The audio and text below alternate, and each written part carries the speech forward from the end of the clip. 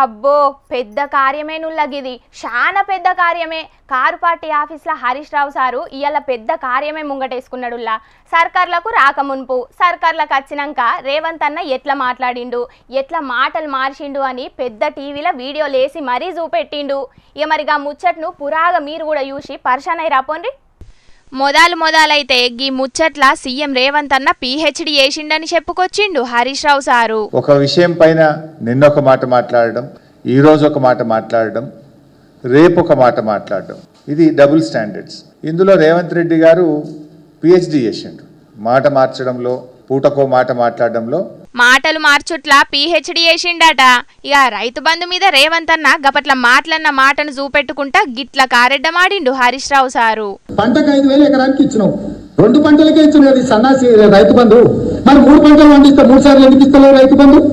2 పంటలకే ఎందుకు ఇస్తావు? 3 పంటలకు రైతు బంధు ఇవ్వాలన్నాడు. ఉన్న పంటకు ఎగబెట్టిండు కదా ఈ రేవంత్ రెడ్డి. ఇప్పుడు అంటే ఎన్నికల ముందు ఇంకో మాట చూశారు, కౌలు రైతుకు ఇస్తాం, రైతుకు కూడా ఇస్తామన్నాడు రైతు బంధు. కౌలు రైతుకి ఇచ్చినామని రైతుకు ఎగ్గొట్టం, రైతుకి ఇచ్చినామని కౌలు రైతుకు ఎగ్గొట్టం అన్నాడు ఆనాడు రేవంత్ రెడ్డి గారు. ఇవాళ ఏమంటున్నారు, అది కౌలు రైతు రైతు ఇద్దరు మాట్లాడుకోవాలి అని చెప్పి నిస్సిగ్గుగా మాట మార్చిన ఈ ప్రభుత్వ తీరు మీరు గమనించవచ్చు. బతుకమ్మ చీరల గురించి కూడా రేవంత్ అన్న ఎట్లా మాట మార్చిండో చూపెట్టిండు హరీష్ రావు సారు. ఒక్క మంచి డిజైన్ తో ప్రతి ఆడబిడ్డకు 2 చీరలు ఇస్తే 30 లక్షల చీరలు మంచి డిజైన్లతోని మంచి క్వాలిటీతో ముందుకు రమ్మని మా అధికారులకు సూచన చేసినాం. చాలా మంచి డిజైన్లు ఇస్తాం, ఒక్క చీర కాదు 2 చీరలు ఇస్తా అన్నాడు. కానీ ఉన్న చీర ఎగబెట్టిండు కదా రేవంత్ రెడ్డి. ఒక్కటి కాదు 2 అన్నాడు, కానీ కొసకు ఒక్కటి కూడా ఇయ్యకుండా ఉన్నదాన్ని బంద్ పెట్టిండు అని కారెడ్డం ఆడుకుంటా ఇక నిరుద్యోగుల ముచ్చట మీద డబుల్ కాదు 3 స్టాండ్ అని వీడియో చూపెట్టి మరి చెప్పుకొచ్చిండు హరీష్ రావు సారు. నిరుద్యోగులు ఇంట్లో అయితే 3 స్టాండ్ అడిగాడు. అపోజిషన్ లో పెట్టినప్పుడు ట్వీట్ ముఖ్యమంత్రి అయిన తర్వాత మాట్లాడింది. ఒకసారి చదువు రాని వాళ్ళను ఇయాలి ప్రభుత్వం పరీక్షలు వేయాలంటారు. గ్రూప్ 2, గ్రూప్ 1 ఎగ్జామ్స్ కేసీఆర్ గారు పెట్టాలని నిర్ణయం తీసుకుంటే వాయిదా వేయాలి, 2 పరీక్షలు ఒక్కసారి ఎట్లా రాస్తారు అని చెప్పి ఈయన గారు ఆ రోజు మాట్లాడినాడు, ట్వీట్ పెట్టినాడు. మొన్న ముఖ్యమంత్రి అయిన తర్వాత ఇదే పిల్లలు అశోక్ నగర్లో రోడ్ల మీదకి వచ్చి పరీక్షలు వాయిదా వేయాలంటే ఇది ప్రతిపక్షాల కుట్ర అన్నాడు. తలకు మాసినోడే వాయిదా వేయమంటాడు అని అన్నది రాష్ట్ర ముఖ్యమంత్రి రేవంత్ రెడ్డి. ఆ పరీక్షలు వాయిదా వేసింది రాష్ట్ర ముఖ్యమంత్రి రేవంత్ రెడ్డి. అప్పుడు కారు పార్టీ సర్కారు ఉన్నప్పుడు గ్రూప్ పరీక్షలను వాయిదా వేయాలి అని ప్రతిపక్షం నుండి మాట్లాడిన రేవంత్ అన్న పరీక్షలు వాయిదా వేయమనేటోళ్ళు చదువు రానోళ్ళు అని ముఖ్యమంత్రి అయినాక ప్రతిపక్ష పొల్లని తిట్టిండు. మళ్ళటెనకల గైననే వాయిదా వేసిండు అని పురాగా చెప్పుకొచ్చిండు హరీష్ రావు సారు. ఇక సర్వేల మీద కూడా రేవంత్ అన్న మాట్లాడిన మాటలను చూపెట్టిండు హరీష్ రావు సారు. ఇక సర్వేల మీద ఆ రోజు కేసీఆర్ గారు చేసిన సమగ్ర సర్వే మీద ఏం మాట్లాడిండు, ఇప్పుడు ఆయన ఏం సర్వే చేస్తుండు ఒకసారి అది కూడా చూద్దాం. అడ్డమైన మన ఇంటికి పంపించి మన ఆస్తులు, మన ఖాతాలు, మన పిల్లలు, మన వివరాలన్నీ అడ్డమైన చేతిలో పెట్టమంటాడా? ఎవడన్నా బుద్ధుండేటోడు చేసే పనేనా? మెడకాయ మీద తలకాయ ఉన్నోడు ఎవడన్నా మంది వివరాలు మంది కాబట్టి ఎటువైనా పర్వాలేదని అనుకుంటున్నాడు. పచ్చ పార్టీలో ఉన్నప్పుడు మేము సమగ్ర సర్వే చేపడితే ఏ రకంగా మాట్లాడిండో చూసిండ్రు. ఇప్పుడు 3 రంగుల జెండాల పార్టీలో చేరి ఏ రకంగా సర్వే చేస్తుండో కూడా మనం చూస్తున్నాం. ఇప్పుడు అడ్డమైన ప్రశ్నలు అడుగుతున్నది ఎవడు? ఇవాళ సర్వేలు ఏమేమి అడుగుతుందో మీకు తెలియదా? బైసాబ్ మీ అందరి దగ్గర రాలేదా?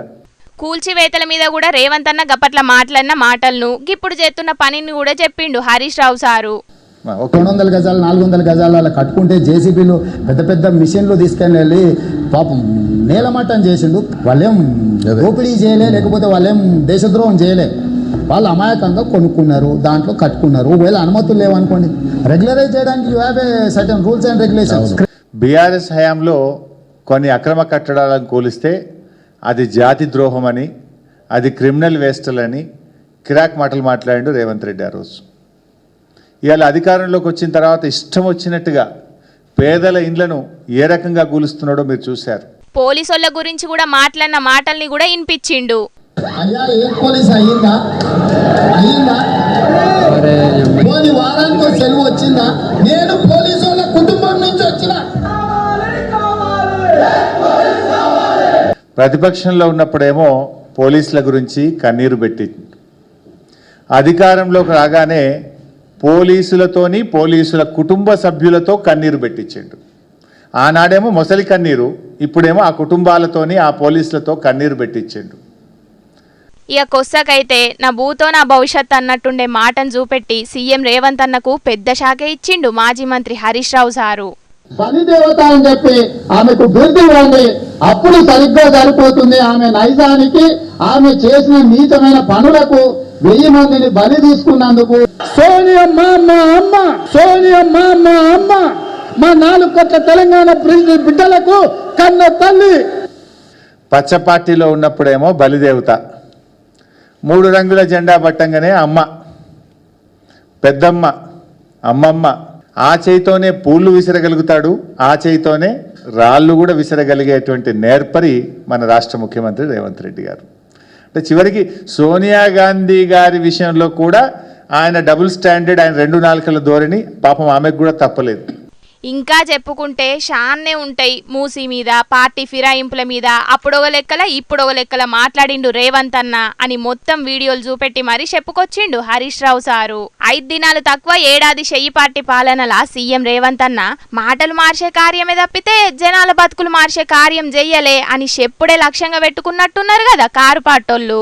ఇక మరి ఏడాది నిండిన రోజు ఇంకెసొంటి కార్యం పెట్టుకుంటారో గీ కారు పాటోళ్ళు చూడాలే మరి అని ఎదురు చూస్తున్నారు గీ ముచ్చటెరకైన తెలంగాణ పబ్లిక్.